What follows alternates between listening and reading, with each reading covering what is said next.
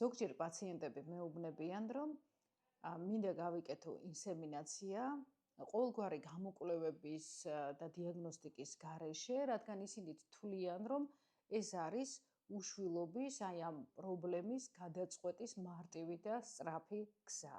შეგახსენებთ, რომ ინსემინაცია ეს არის, როცა ხდება მამაკაცის სპერმის შეყვანა ქალის საშვილოსნოს ღრუში. იმისათვის, რომ ჩაატარო ინსემინაცია, ქალის და მამაკაცის რეპროდუქციული მაჩვენებლები გარკვეულ კრიტერიუმებს უნდა აკმაყოფილებდეს. მაგალითად, ქალს უნდა ჰქონდეს ორივე თუ არა 1 მილი მაინც გამტარი, ანუ მილების გამოკვლევა უნდა ჩატარდეს. საშვილოსნოს ღრუ უნდა იყოს ნორმალური და ამისთვის უნდა ჩატარდეს მინი ჰისტეროსკოპია, ანუ საოფისე ჰისტეროსკოპია. და კიდევ სხვა მაჩვენებლები თავისთავად იქნება ეს ჰორმონალური კვლევა თუ სხვა ლაბორატორიული კვლევები, რომელიც ტარდება ნებისმიერ შემთხვევაში, როდესაც ჩვენ გეგმავთ ორსულობას. მამაკაცს რაც შეეხება, მისი სპერმა ასევე უნდა აკმაყოფილებდეს გარკვეულ კრიტერიუმებს. ის შეიძლება არ იყოს ძალიან კარგი, ძალიან მაღალი განაყოფიერების უნარის მქონე, მაგრამ მაგალითად, რაოდენობა სპერმატოზოიდების კონცენტრაცია 1 მილilitrში უნდა იყოს მინიმუმ 15 მილიონი. ასევე საკმარისად აქტიური სპერმატოზოიდები და კიდევ სხვა მაჩვენებლები. მაგალითად, ინსემინაციის ჩატარების პირდაპირი ჩვენებაა, როდესაც მამაკაცს აქვს ჰიპოსპერმია, ანუ როდესაც ეაკულაციისას გამოიყოფა მცირე რაოდენობის სპერმა. სპერმის რაოდენობა, რომელიც გამოიყოფა ეაკულაციის დროს, უნდა იყოს მინიმუმ 2 მილილიტრი.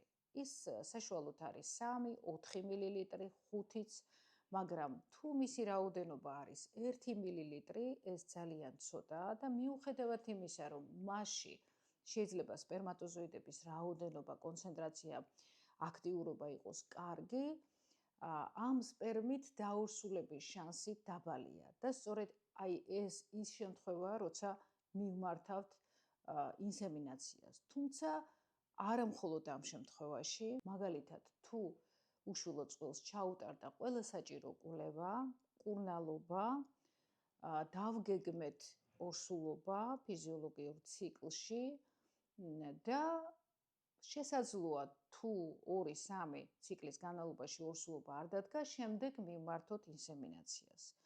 შეიძლება თავიდანვე მივმართოთ ინსემინაციას, რასაკვირველია, ყველა სიტუაცია არის ინდივიდუალური. ახლა მოგიყვებით, როგორ ტარდება ინსემინაცია.